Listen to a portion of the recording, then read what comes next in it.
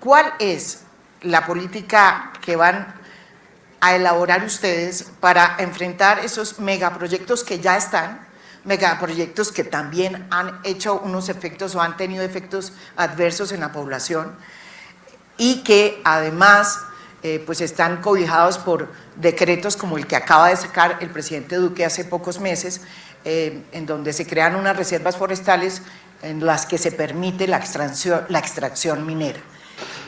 A ver, yo empiezo por señalar que mi visión sobre la minería se resume en una frase que dice María Jimena: minería sí, pero no así. Voy a explicar qué quiere decir. Los seres humanos somos unos seres que por naturaleza transformamos la naturaleza. No podemos existir sin ella. No, sin esa transformación no seríamos lo que somos si no hiciéramos esa transformación. Y esa transformación se hace con un peso de lo minero absolutamente descomunal. O sea, sin minería no seríamos lo que somos. Esa es una realidad que hay que plantear con toda claridad. Con toda claridad. No tendríamos, bueno, no tendríamos aviones, carros, no tendríamos computadores, no tendríamos agricultura, no tendríamos nada sin la minería. Es lo primero que yo quiero dejar sentada en esta posición. Ese es un hecho cierto. Pero, y es a donde empieza el lío, si no cuidamos la naturaleza, porque vivimos en la naturaleza, destruimos la naturaleza y nos destruimos a nosotros mismos. Esa es la complicación, esa es la contradicción que tenemos. Entonces, por eso yo digo, minería sí. Minería sí, porque es parte de nuestra naturaleza y porque en las condiciones económicas y sociales y de empleo tiene un papel determinante en la vida de los seres humanos. Y ojo, la vida de los seres humanos, el empleo es parte del problema ambiental del mundo. Eso no se puede descartar. Bueno, y el no así, ¿qué quiere decir? Pues que hay una serie de situaciones que no permiten hacer minería en cualquier circunstancia o deben modificarse. Por ejemplo, hay minerías que no se pueden hacer, ni en páramos, ni en parques naturales. Bueno, entonces estaba diciendo que el no así tiene que ver, primero, con que hay proyectos mineros que por razones ambientales no pueden hacerse. Segundo, que hay proyectos ambientales que exigen condiciones laborales que deben ser respetuosas de los derechos de los trabajadores. Ese no así también es parte del asunto. O sea, con minería no se puede hacer cualquier proyecto. El no así también tiene que ver con el caso de Colombia. Normalmente utilizamos la minería y la exportamos como materia prima y no se hacen las transformaciones que deberían hacerse. El no así tiene que ver con que normalmente las transnacionales no pagan los impuestos y las regalías que deberían pagar. O sea, entonces sí hay que hacer minería, pero hay que hacerla bien hecha. Bien hecha quiere decir que en unas circunstancias no se puede hacer de ninguna manera y que en otras circunstancias debe cumplir una serie de condiciones y de requisitos de tipo democrático. Ese es el resumen de mi posición. Muchas gracias. Ahora vamos a pasar a un tema que yo creo que se ha planteado casi que desde la campaña de hace 4 años, que es la necesidad de la transformación del modelo extractivista, ¿no es verdad?, hacia un modelo más acorde con la preservación del medio ambiente y que enfrente la crisis climática. El principal problema ambiental del mundo debería ser el hambre y la pobreza, ¿no? Yo no entiendo por qué en los asuntos ambientales hay mucha preocupación por las plantas y los animales y los seres humanos no contamos. Quiero señalar eso. Ahora, si se trata de seguir mirando las cosas como se están mirando, entonces el primer problema ambiental del mundo es el cambio climático. Ese es un hecho. Pero eso hay que mirarlo en la situación de cada país, porque resulta que el problema es global, pero cada país tiene que jugar lo suyo. Y cuando uno mira los problemas ambientales, digamos, internamente de Colombia, los que nosotros estamos provocando, el principal problema ambiental de Colombia es la deforestación, porque está rompiendo nada menos que el ciclo del agua. Si sigue lo que está pasando en la Amazonia, podemos quedarnos sin agua en la zona andina. Bueno, esto no quiere decir que no tengamos que atender con seriedad el problema del cambio climático en Colombia, pero entonces aquí hay que meterle números al asunto. El aporte de Colombia a los gases de efecto invernadero es el 0,6% del total del mundo. O sea, el problema fundamental ahí no lo causamos nosotros, sino las grandes potencias industrializadas. Colombia es un país tan atrasado que ni CO2 produce. La mitad de los gases nuestros los produce entre la deforestación que no es por quema de combustibles fósiles, y el metano, ya se ha dicho aquí. O sea que el aporte total nuestro a ese fenómeno es el 0,3% del total. Entonces, claro, tenemos que avanzar, ¿sí? Energías limpias, eólicas, todos los tipos de energías limpias tenemos que utilizar, pero ojo, sin destruir la economía nacional. Sin destruir la economía nacional, porque estamos hablando de una transición, no de un salto, y si se le hace daño a la economía nacional, más hambre y más pobreza y más sufrimiento, que quiero volver como tema, un tema del problema ambiental, el hambre, la pobreza y el desempleo de los seres humanos. Es inconcebible que esto no se plantee con esta claridad con la que lo estoy planteando.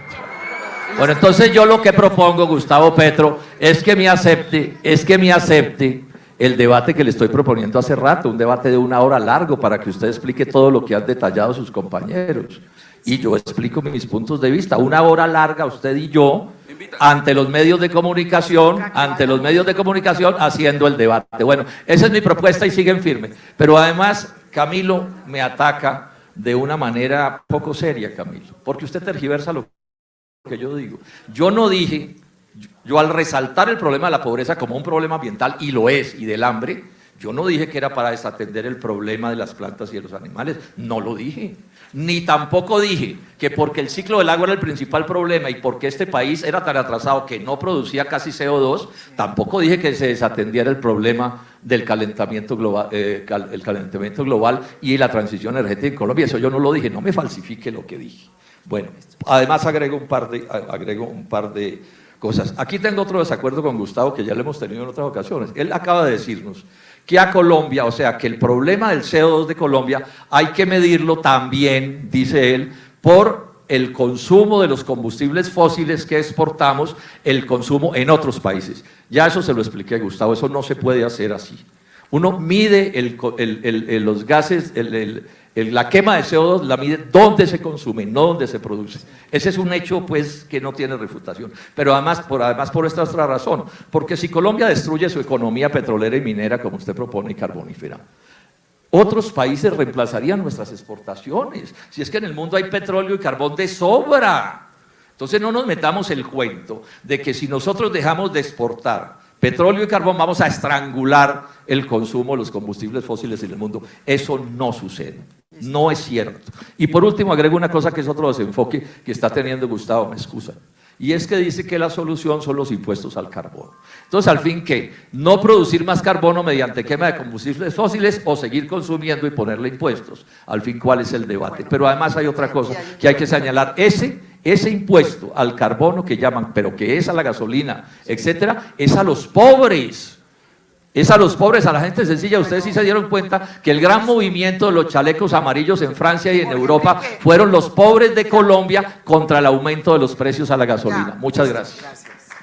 Las reformas que se han hecho a las consultas previas, a la participación de las comunidades directamente, pues se ha ido mermando y prácticamente hoy son convidados de piedra. La gran pregunta es, bueno, ustedes en su proyecto, ¿qué van a hacer para volver a vincular a todas estas comunidades que hoy están marginadas de unos procesos y de unos proyectos que les van a cambiar la vida y les van a alterar, desde luego, no solamente el territorio y el medio ambiente, sino pues todo su futuro?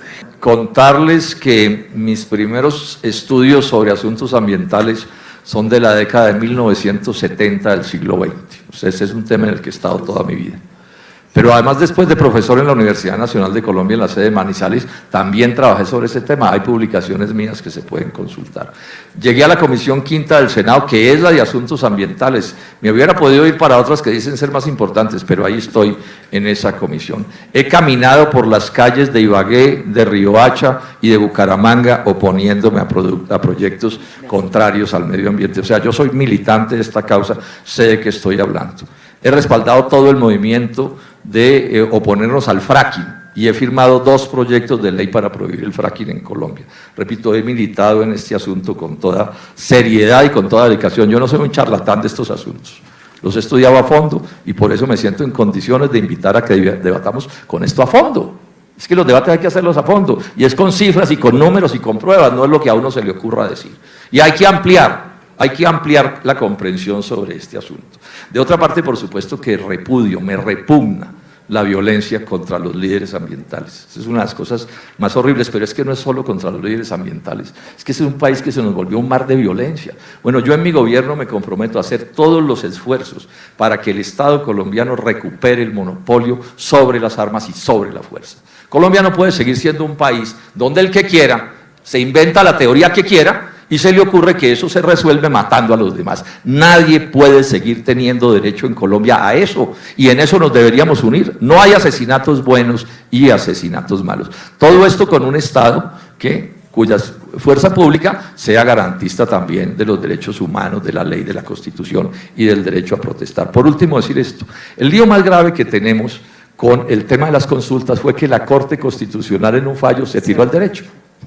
Entonces esto no depende del presidente de la República, ojo, que si yo gano la presidencia de la República yo no puedo modificar eso arbitrariamente porque hay una decisión de la Corte Constitucional que además pidió que ese cambio se hiciera con aprobación del Congreso, y resulta que tener las mayorías para estos asuntos en el Congreso es de extrema dificultad. Simplemente lo informo para que quede claro cuál es la inmensa complicación que tenemos para recuperar el terreno perdido en ese sentido.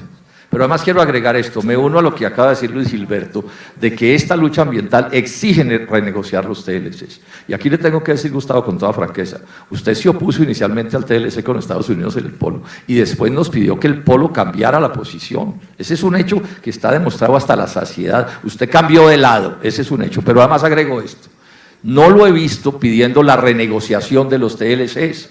No lo he visto pidiendo, ojo Gustavo, no lo he visto pidiendo la renegociación de los TLCs, no lo he visto.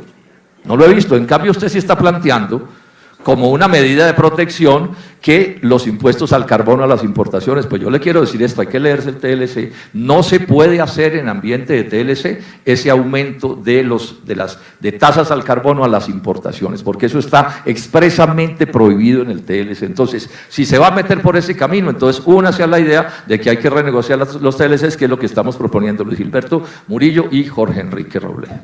O sea, el TLC, yo fui de los pocos colombianos que se leyó todo ese ladrillo, más de 1000 páginas, y hay un libro escrito por mí sobre ese tema. El TLC no permite sobregravar las importaciones de Estados Unidos con ningún instrumento que no esté planteado estrictamente en el TLC. Eso es así, es que esos gringos no andan de despistados por el mundo, a ver quién les va a poner conejo, no, eso no funciona así. En ese sentido tiene toda la razón Luis Gilberto, hay que renegociarlo si queremos cambiarlo, pero me sorprende además, Gustavo, que usted no diga que hay que renegociarlo, es que eso es lo más fácil para resolver ese problema. Entonces en su momento lo respaldó y ahora no dice que hay que renegociarlo y nos echa el cuento de una tasa del carbono que no le cabía a eso.